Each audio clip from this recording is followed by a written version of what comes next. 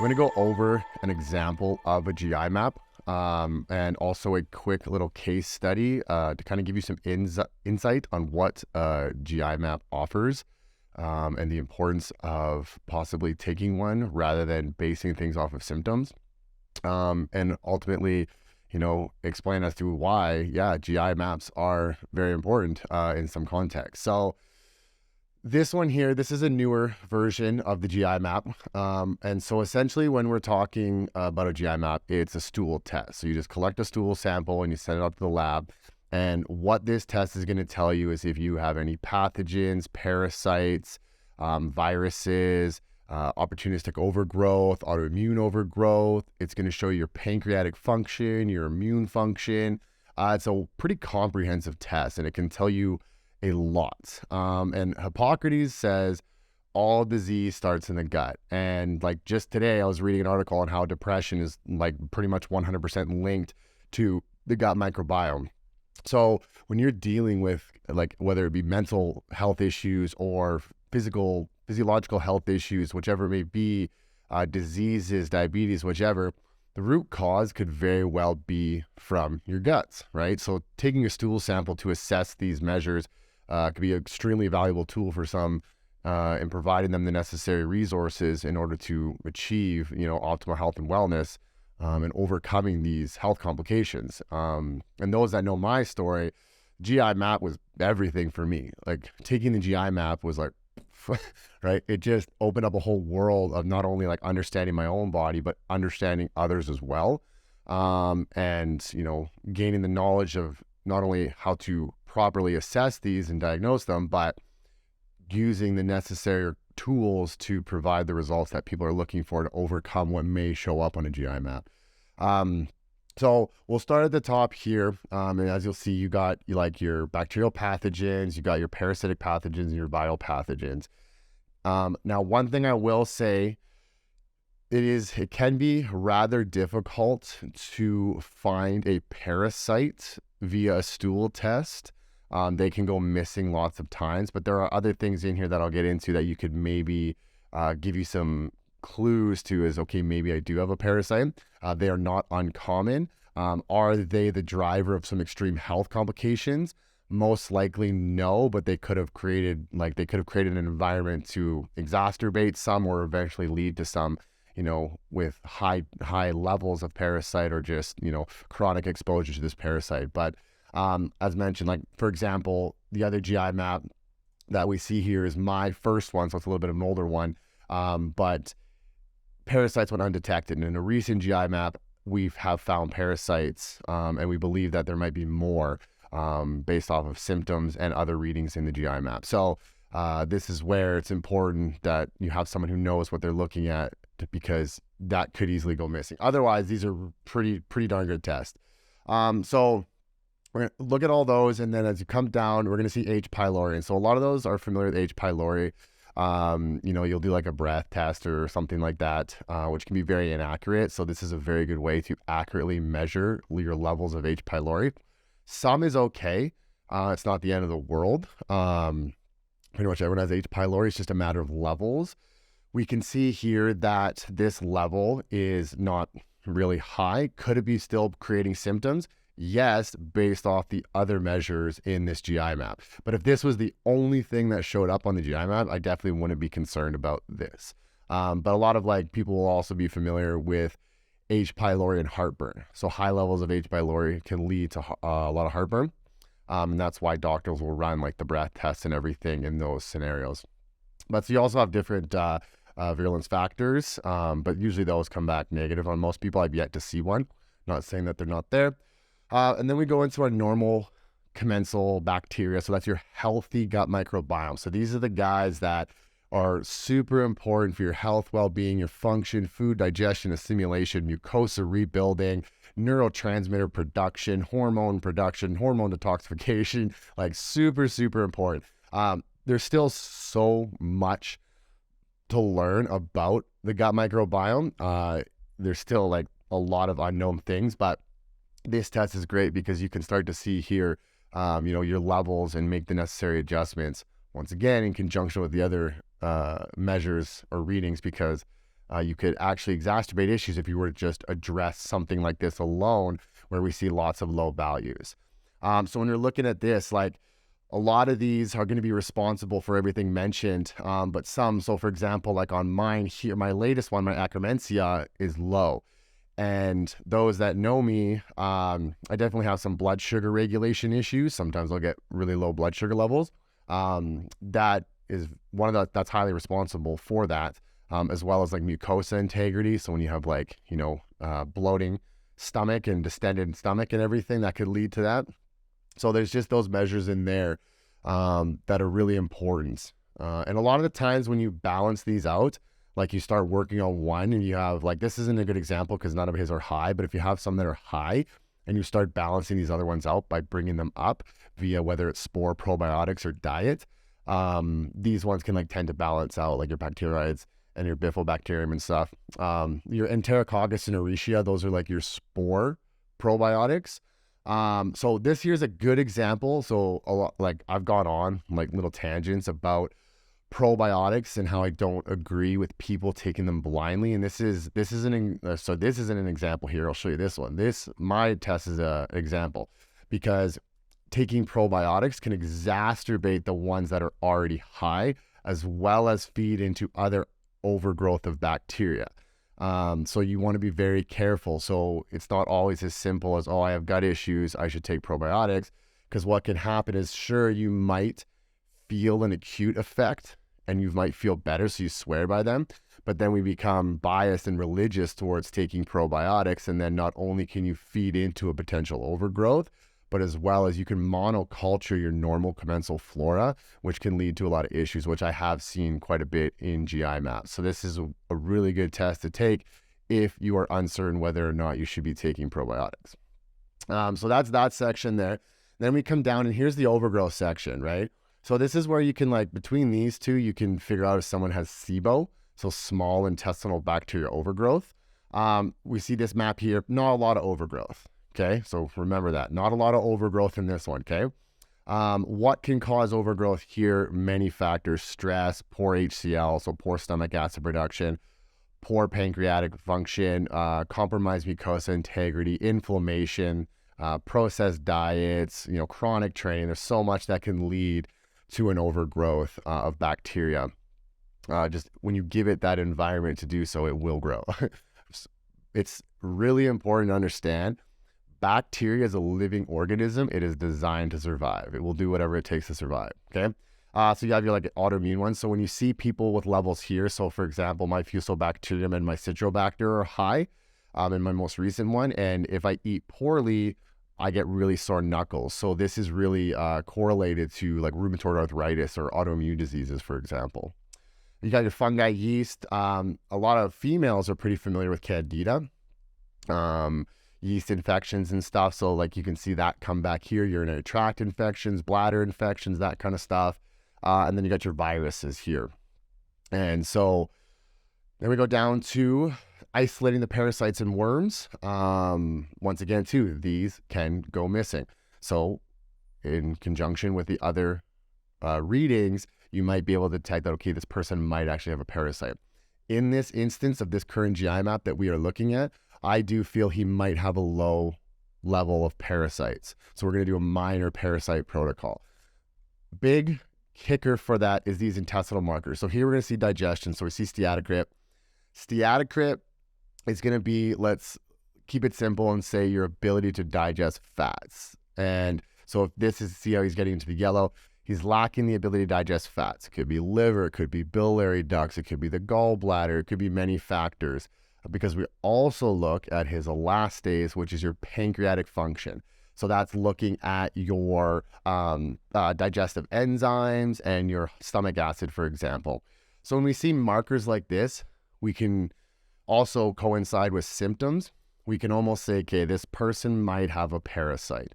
Not 100%, but the minimal protocol for parasites is kind of easy in conjunction with addressing overgrowth, I shall say. But so it doesn't really hurt to do it. So we're going to address that. And then we go on to here, so like blood in the stool and then beta-glucuronidase. So what beta-glucuronidase is it's primarily known as the enzyme for recirculating estrogen. So like, let's say you're done with that estrogen, you need to get rid of it. You put it in a garbage bag, you tie it in a nice little bow, and you send it on its way out. Well, if you have high levels of beta-glucuronidase, it's going to untie that bow and release that estrogen back into the system, giving you a lot of estrogenic symptoms and such, right? So once again, your hormonal issues are most likely from your gut due to things like this. You can see a lot of lower distension with high levels of beta-glucuronidase. You can see a lot of like high levels of E3, your less effective estrogen, also with beta-glucuronidase. But in this instance, this also is the clearance of bacteria. So higher levels of this can mean poor clearance of bacteria. Now, his is most likely estrogen because he doesn't have a lot of overgrowth, but it's not saying he also lacks the ability to clear out bacteria, which is most likely a cause based off of symptoms. And so here is your immune response. So this is just saying like, these guys here, if you're having a heightened immune response, now he kind of is, because the secretory IgA, think of that as your soldiers going into battle. This usually is signs of an acute immune response, because if it's chronic, you're going to see low, like on this one here. So if you've been fighting gut issues and bacteria for a while, you're going to see low levels of secretory IgA. You're depleting your soldiers, right? Not replenishing them enough. And this here is like a gluten marker and histamine marker. So your ability to clear out gluten and histamine, for example. And then your calprotectin, pretty straightforward. Inflammation. So you look at people with like Crohn's, ulcerative colitis and such, they tend to be higher on this marker. So yeah, and then you also have like whether you are resistant to certain antibiotics, which we usually never want to use, which I can maybe like make a little tidbit if I have time. So that's like just the basic breakdown of a GI map. And so for those like who should take a GI map? Practically everyone, I feel. Not everyone, but there are a lot of people who are suffering with gut issues because we're just under immense amounts of stress. Our food quality is decreasing every year. Poor sleep, overtraining. It's just a recipe to develop an environment for this to occur. So like any sort of like acne issues, hormonal issues, digestive issues, gas, diarrhea, constipation, poor sleep, poor recovery, brittle nails, you name it, everything starts with the gut, right? Now, what caused that environment? Well, as mentioned, stress and everything. So make sure you're also taking care of that. Don't just focus on just this. You also want to focus on that, like when you're addressing whether it's an overgrowth or low commensal flora, that you're doing the right thing. So this is why I always say seek professional advice. I myself deal with these all the time. I also do consults on these, so shoot me a DM if you're interested. I have a discount code for the GI maps if you wish to take one. But so yeah, very, very valuable test. Very, very valuable test. They do come with a price, but they are 100% worth it because you can discover so many lifelong issues. If you've been battling really hard, like I have some clients that I've worked with for a while, and we've tried, other testing and doing this and doing that and supplement here and supplement that, and haven't brought the best results that we are looking for in terms of health. And we finally went about and did a GI map, and it's like, oh yeah, okay, this fully explains why this individual is experiencing these symptoms, and now we can address it. In most cases, we have a really, really good response initially when we have a GI map, because it's like, okay, basing off of symptoms, you might need this, you might need that, you might need this. When we get a GI map, it's like, okay, you do need this, you don't need that, you do need this. It just helps you make a much, much more accurate protocol. And it comes, I used to be like Dutch testing, everything. There still is a place for all those, but this, I believe, comes first. Unless I have somebody with really, really good digestion, but then they experience like fatigue and like everything else is fine, then it's like, okay, let's run a Dutch test to see where your hormones at. Ladies who overtrain, for example, that's a really good place for a Dutch test. But I will say most of the time you would want to consider a GI map if you show any slight symptoms of GI distress. So quick case study. I'll use this map and I'll compare with mine. So this person and I, we have the same symptoms. Okay. Like you're talking the mood issues, the sleep issues, the digestive issues, a lot of the same symptoms. You can see the lower distension that's occurring. Okay. This is an old photo. But so exact same symptoms. So my GI map, Okay. As mentioned, low secretory IgA, low elastase. Steatocrit's fine though. Autoimmune bacteria, as mentioned, this one's present in my new one. Overgrowth here, on the high, overgrowth here, low dysbiosis. New one, there's these two are undetectable. Same symptoms, higher levels of H. pylori, exact same symptoms. So what are we going to do? We're going to run killers because we have the exact same symptoms. So we're going to run killers and we're going to try to kill off this overgrowth that we suspect in this individual here because I have an overgrowth. So why wouldn't that work, right? Well, put him into into a die-off phase. Did not respond well at all, right? So now, hey, maybe you should do a GI map. Does a GI map? Minimal overgrowth. Poor normal commensal flora. Total prime candidate for probiotics. Okay. Now, with that being said, though, we demonize things like FODMAPs and histamines, right? High FODMAP and high histamine containing foods are super important for your normal commensal flora. So when we talk like allergies and stuff, it's your gut microbiome. It's the inability to clear out those histamines. So when we look at the normal commensal flora, that's going to heavily reflect genetics. So you hear genetics load the gun, but lifestyle pulls the trigger. That's coming from this. So if you have a bacteria, like a flora like this, your genomic expression is going to be less than optimal and you're going to call upon bad things. So that's where it's important to understand this too.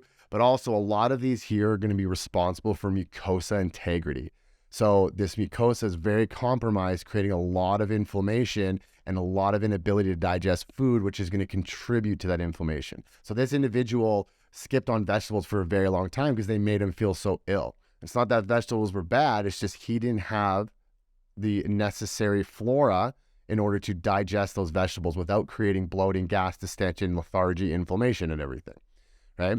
So, but we can't just jump in here and start throwing high FODMAP, high histamine foods and whatnot. We actually have to start bringing down the inflammation within the gut, within the gut, rebuilding a little bit of that mucosa lining and bringing up his digestive capacity, his digestive function. And then we can start incorporating vegetables and like higher FODMAP vegetables and probiotics and fermented foods and such to really begin repopulating this. Whereas for my GI map, that's like, yes, repair the mucosa lining. Yeah, I'm going to end up needing high FODMAP and high histamine, but I'm going to have to go through several other phases first. I'm going to have to go through a die-off phase, an extended die-off phase, like 16 weeks kind of thing, right? In order to bring these levels down. But here's the thing. So did an extreme die-off phase, brought the normal commensal flora down too much. Then that disrupted the mucosa integrity even more. Now, okay, new GI map. I took another one. That showed me where I'm low now. So, okay, now I know I should be taking spore probiotics because my Escherichia and my Enterococcus went even lower.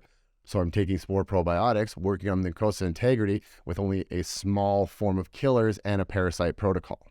So this is why we GI map and this is why we retest, because things can change. It can alter, right? You'd be working on one thing. That environment you're utilizing to fix these issues could create another environment, adding new issues, right? So the gut's very complicated, but it's totally fixable. You can do this. There's many cases out there. This is why we do this, so we can fix these issues. Because I have so many people coming to me that have quote unquote tried everything. And as soon as I say that, I'm like, we got to do a GI map. Between the GI map and your immune system we have to manage, this is what's going to solve your issues, which doctors don't do this. Doctors don't have their training, and this is not something they prescribe or whichever you want to call it. This isn't what they do, right? This is what coaches like myself do. I don't think even naturopaths do this, for example. I don't know a lot of people who are familiar with this. It's up and coming now, though, so that's good. And a lot of people have been showing interest, so that's awesome. So this is such a valuable test because, as mentioned, like you look at these symptoms, exact same symptoms, entirely different protocols. Because implementing this same protocol for myself on him, if we did that for prolonged periods of time, thinking, oh, he just has to get over this hump, could cause a lot of damage, right? Bacteria is already low. It's only going to drive, or the normal commensal flora is already low. It's only going to drive it even lower, causing more degradation of the mucosal lining, creating more symptoms, more issues. all that stuff along that nature. So this is important, why we GI map and why we just don't always guess based off of symptoms or based off of some YouTube doctor, although this is on YouTube. You know what I'm saying, right? Take the testing, get the help, use the professional advice, and then you can really begin to fix your issues. Like I said, a lot of things you really struggle with and you feel it's due to something else, it's usually due to this situation. It's usually due to what's going on inside your guts, whether that's poor digestive capacity, parasites, virus, infections, low normal commensal flora, overgrowth, or high commensal flora, so SIBO, stuff like that. So say it 100 times, very, very valuable test for those that are ever wondering if this is something that they should take. I highly recommend it if you show the slightest bit of digestive issues or just overall health complications that you have battled for most of your life. And as mentioned, you can just shoot me a DM. I can send you a link plus a discount code for this. And I do consults as well and also work with these individuals to help better their health using these GI maps, okay? So if you guys like that video, please hit the like and subscribe button and follow me on Instagram at that.coach.curtis.